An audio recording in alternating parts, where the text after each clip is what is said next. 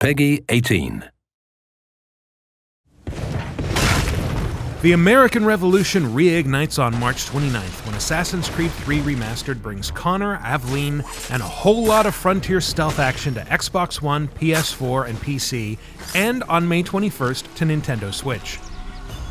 Connor and Aveline's adventures through colonial America are getting the 4K treatment on compatible platforms, along with a host of improvements designed to make their classic gameplay as smooth as possible. So whether you're a returning fan or picking up a hood and musket for the first time, there's a lot to discover here. As humble as he is brave, we could use more men like you. For starters, the remastered Assassin's Creed III comes with all of its original DLC, including the episodic alternate universe story, The Tyranny of King Washington. Never touch that. Assassin's Creed Liberation Remastered is bundled in as well, delivering a completely separate adventure set in 18th century New Orleans. You'll even get glimpses behind the scenes with a gallery of art and videos that include footage never before seen outside of Ubisoft. And I will tell you of another revolution, the one that mattered. When it launched in 2012, Assassin's Creed III represented a huge shakeup for the historically driven series. Departing from the soaring architecture of the European and Middle Eastern cities that defined previous Assassin's Creeds, it plunges you into 18th century New York and Boston, young cities with wooden buildings, wide avenues, and maze-like alleyways. Between them lies a vast frontier to explore, filled with trees, mountains, villages, forts, and plenty of activities to discover and pursue. And if the past isn't enough, you can periodically visit the modern world to pursue stealth missions as one Desmond Miles. It's the 21st century and you're still running around with only a tiny knife for protection?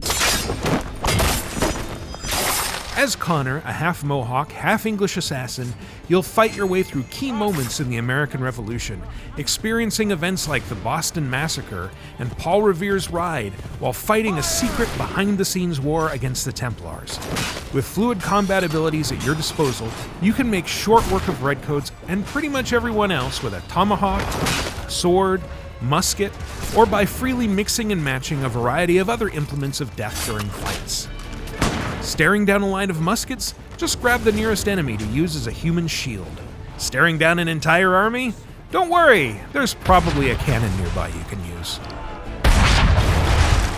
Connor also has a lot of ways to move around unseen, from creeping through low brush to jumping into moving hay carts. And in a pinch, he can move silently through branches, spear a hapless enemy with a rope dart, and leave him dangling as a grim warning to his friends.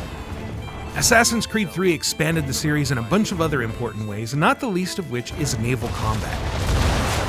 The aquatic missions are self-contained and mostly optional, but they're explosively action-packed. And if you had fun sinking fools in Black Flag and Odyssey, you can thank Connor and his Aquila for laying the foundation.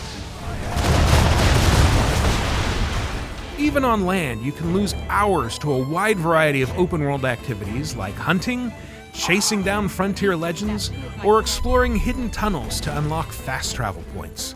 You can build up your own little village by recruiting tradespeople, each with their own stories, or you can enlist a few new assassins to your brotherhood and take advantage of their special skills like sniping or disguise. Or you can become New England's foremost expert on Nine Men's Morris or bocce. The Tyranny of King Washington complements the AC3 experience with a self-contained 3-episode romp.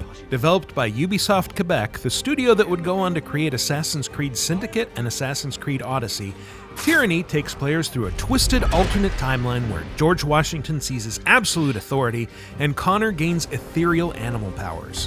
What's at the heart of this mystery?